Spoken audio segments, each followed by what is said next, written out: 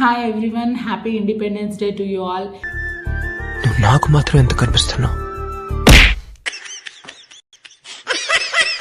ఈ independence day రోజు నేను ఒక తప్పుని ఒప్పుకోవాలనుకుంటున్నాను. అదేం తప్పంటే, మమ్మీ ఐఎమ్ రియలీ సారీ. నిజంగా చాలా మంచి సజెషన్ ఇచ్చేది, చాలా బాగా ఎంకరేజ్ చేసేది. ఎప్పుడు ఏం చెప్పేదంటే, అమ్మాయి అనేది ఇండిపెండెంట్గా ఉండాలి, ఎంతో కొంత సంపాదించుకోవాలి, 100 రూపీస్ అయినా సరే వాళ్ళ ఓన్గా సంపాదించుకోవాలి, అది ఎంతో డేర్ ఇస్తుందని చెప్పేది.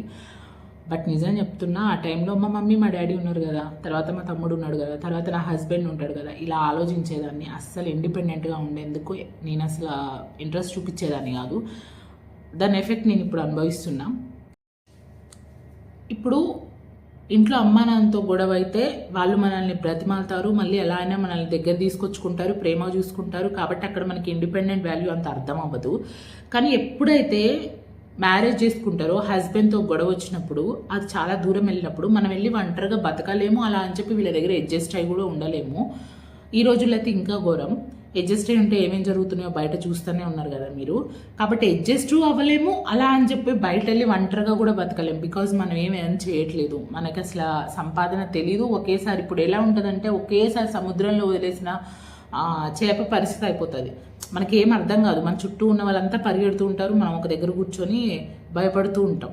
కాబట్టి ఆ పరిస్థితి రాకుండా ఉండాలంటే దయచేసి ఓన్గా ఈ ఫేస్లోకి అయితే దయచేసి ఏ స్టూడెంట్స్ కూడా రావద్దు. 100 రూపీస్ అయినా సరే నిజంగానే మీ ఓన్గా సంపాదించుకోండి. ఇది ఓన్లీ ఫర్ సెల్ఫ్ రెస్పెక్ట్ నేను చెప్పడం లేదు.